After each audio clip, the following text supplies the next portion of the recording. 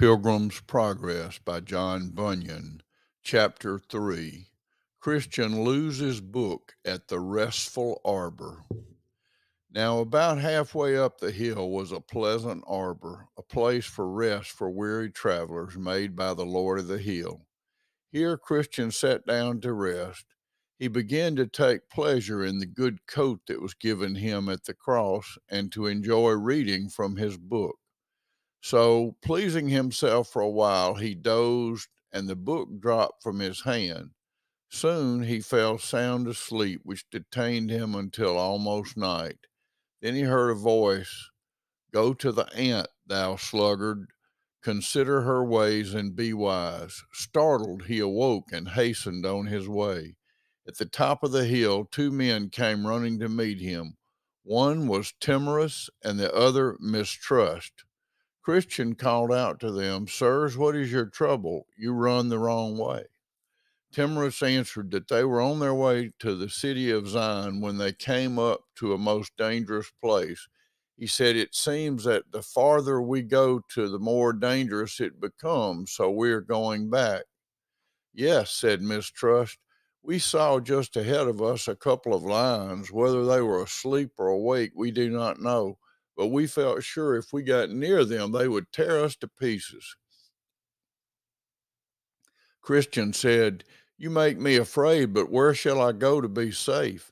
If I go back to my own country, that is marked for fire and brimstone. I will certainly perish there. If I can get to the celestial city, I know I will be safe there.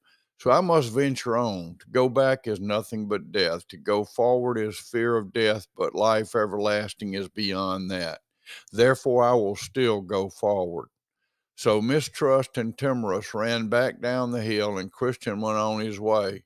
As he thought of what he had heard, he felt in his bosom for his book and found that he did not have it. Then he was in great distress. What had become of his priceless gift, a comfort and guide in time of trouble, and his pass for the celestial gate? How could he go on without it? He knew not what to do. At last he remembered sleeping in the arbor, and he could not recall seeing the book since. Falling on his knees, he asked God to forgive him for his carelessness and his sinful act of sleeping on the way.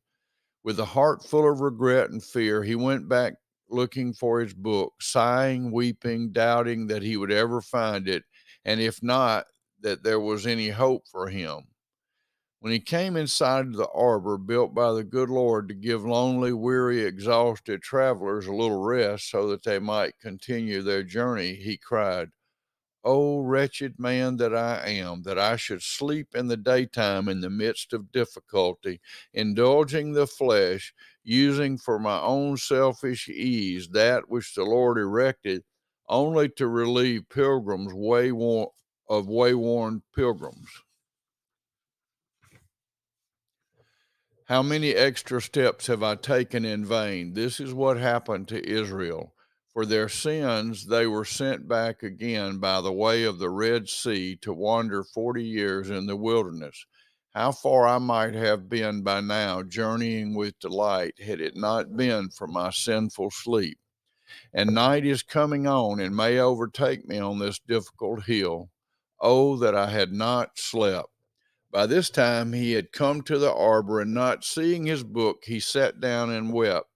But at last, as Providence would have it, looking down, he saw there under the seat his lost book.